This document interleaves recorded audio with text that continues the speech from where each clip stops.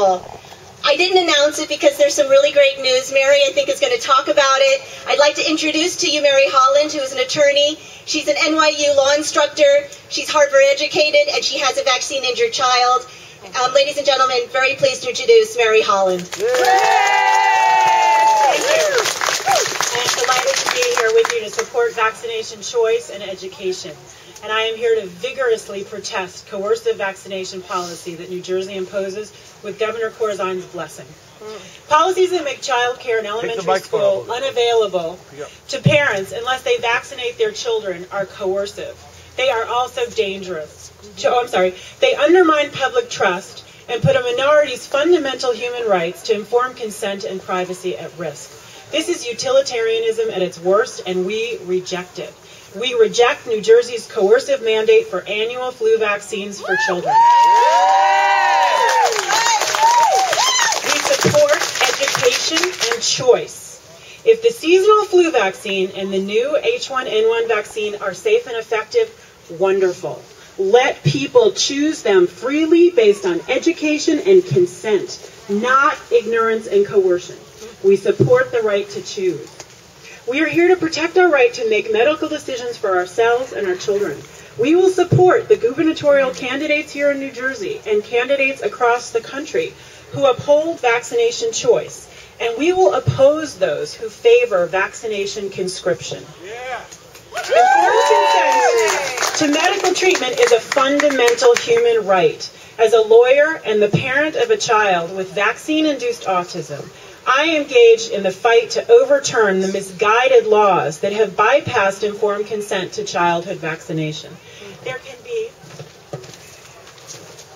no doubt that the lack of informed consent for vaccination has gone hand in hand with lack of corporate and governmental accountability for the childhood health epidemics we have today.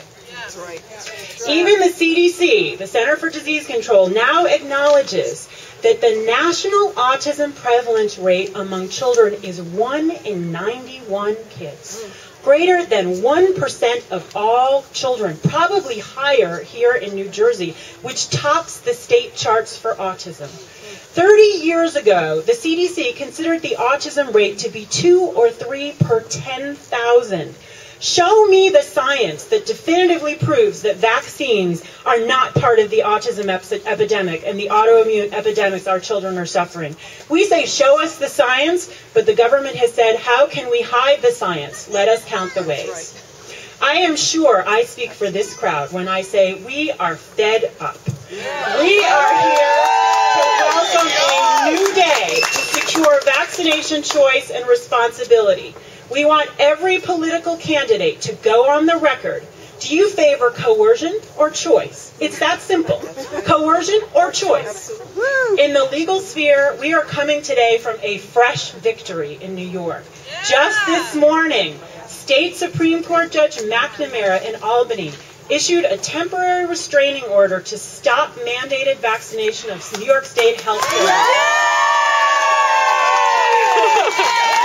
That means that judge found that it is more likely than not that that was an illegal regulation that violated those workers' rights. There will be a full trial at the end of October, but it was the nurses' unions and the public employees' unions and the New York Civil Liberties Union and many, many others, autism groups among them, that joined forces to oppose the New York State Health Commissioner's ill-conceived mandate to compel healthcare workers to take the annual flu and H1N1 vaccines. We are winning in New York. Pay attention, Misters Corzine, Christie, and Daggett. In addition, we will continue to challenge the laws that allow government agencies and corporations to remain unaccountable. I am proud to say that I worked with the New Jersey Coalition for Vaccination Choice to support a petition to the U.S. Supreme Court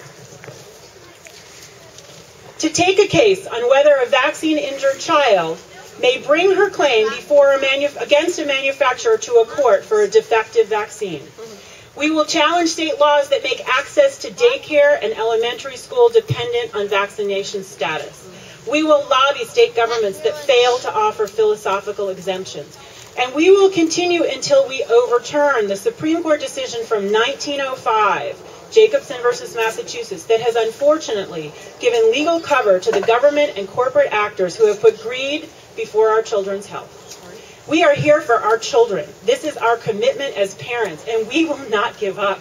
Misters Corzine, Christie, and Daggett, first, do no harm. We will vote our conscience for our children. Choice, not coercion. Thank you, Mary.